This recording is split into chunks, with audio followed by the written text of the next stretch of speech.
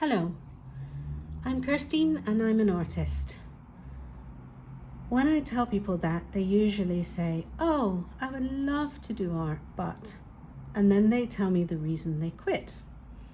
I've created this YouTube channel to help with those reasons so people can do more art and feel more happiness. And today I wanted to explain something about the colour wheel. I find a lot of people have heard of the colour wheel, and they've even heard a few words that go with it, but they don't really know how to use the colour wheel. So, one of the words that you've probably heard about the colour wheel is primary colours, and I'm guessing you know that those are yellow, red and blue. You probably got taught it in primary school. And you may also have been taught that the reason that these are the primary colours are that they are the ones that you can't make by mixing other colours together. So you just need a good tube of blue. You can't mix up blue by mixing two other colours together. You need a tube of yellow. You can't mix up yellow. And a tube of red. You can't mix up red with some other colours here. That's the ones you start with, and that's why we call them primary colours. Now, not all these colours will have been made by mixing up primary colours, because a lot of the time they're going to dig up brown earth and make brown paint. But the point is, you can't mix up two colours to make red. You have to dig up something red and make red paint. Now, all that I'm going to talk about today applies to mixing paint. It doesn't apply to light, which is different. I might do a different tutorial on light. And it's going to be the basics, so I'm not going to get into a huge amount of detail. Again, I might do a longer tutorial on colour. I'm sure I would do several tutorials on colour. So these are the primary colours: yellow, red and blue. And also, probably way back in primary school, somebody told you that if you mix yellow and red, you get orange. So here we go, I'm getting yellow from further down the thing, and boom, I get orange. I mixed it. And somebody probably told you that if you mix blue and yellow, you get green. So instead of just using the green in my paints, I'm mixing blue and yellow to make my point here. And you can probably just see it on the edge of that screen. Green goes here on the colour wheel, on our colour wheel. And then if you mix red and blue, you get purple. Purple is one of those ones that is tricky. You mix red and blue, you often get a weird kind of purple, and it's easier just to use the one in your paint box. Because this is the theory, but sometimes you get strange chemical reactions when you actually mix paint. But this has given me a fairly dark, decent looking purple, so let's go with it. There we go. Now, these are colours that I mixed by mixing primary colours, and we call them secondary colours. Primary colours, the ones you have to start with because you can't mix them up. Secondary colours, the ones you get by mixing two primary colours. Now you can see there's spaces on my colour wheel because I'm going to mix up some other secondary colours.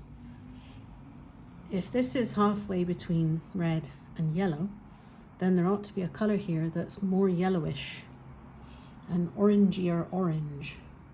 I'm actually just going to start using some of my paints here. Alright, and there ought to be a colour that's more reddish, a redder orange. So I could mix these, but for the sake of saving time, I'm just picking them off my palette now. And on this side, there ought to be a colour here that's more yellowish green because it's closer to the yellow.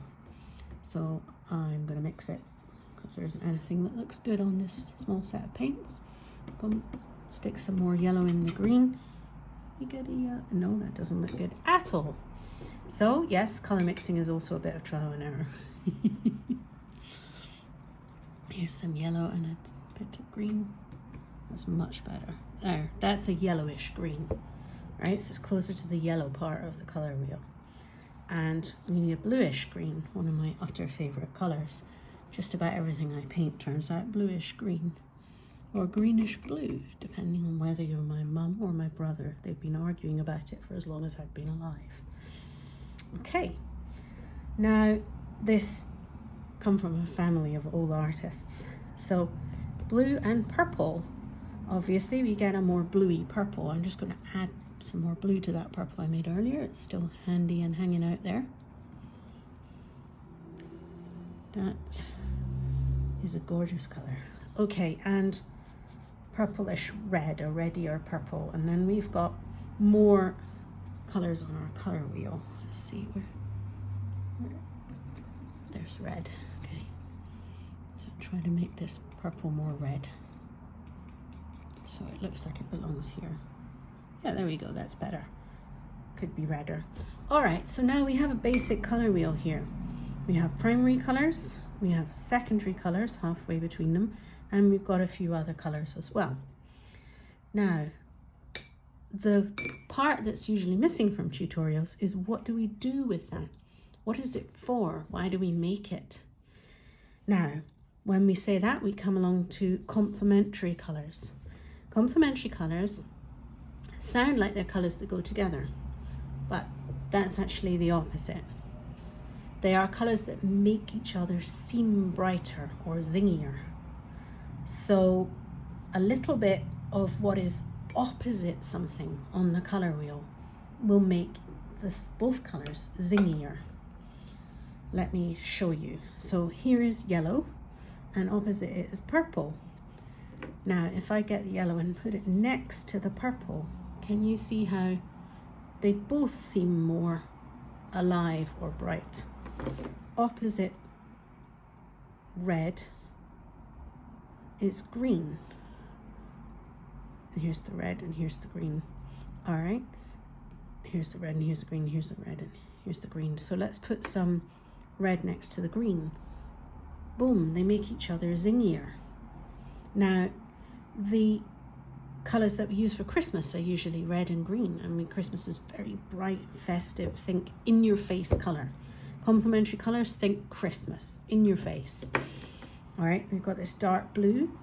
I would say it was a yellow or orange was about opposite it. If it sat here, maybe it's quite a purpley blue, it'd be more of a yellow. You can see these on its own with the yellow. It makes it zingier.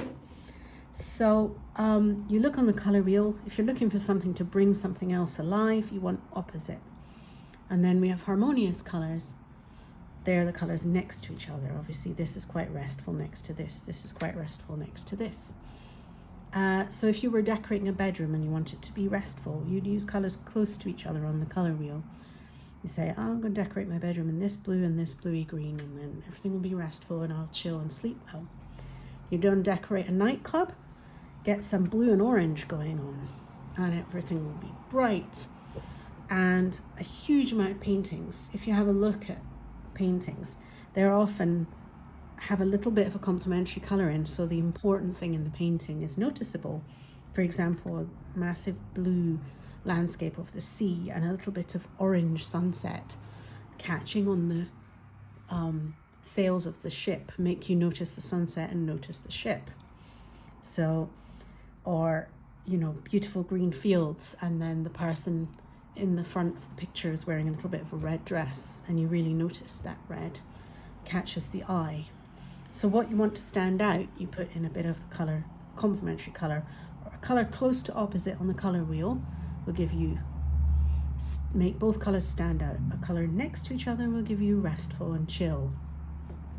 So advertising, lots of colors opposite each other. A nice restful painting for your living room, colors next to each other. And that is basically how you use the color wheel. That is the main big basics on it. I will do a longer, much more detailed tutorial on color.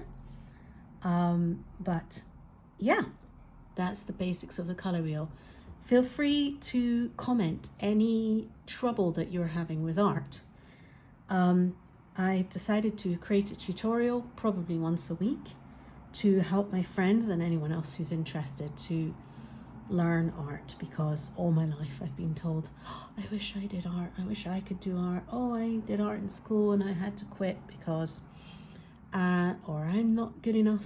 Well, it takes at least 10,000 hours of practice to get good at just about anything.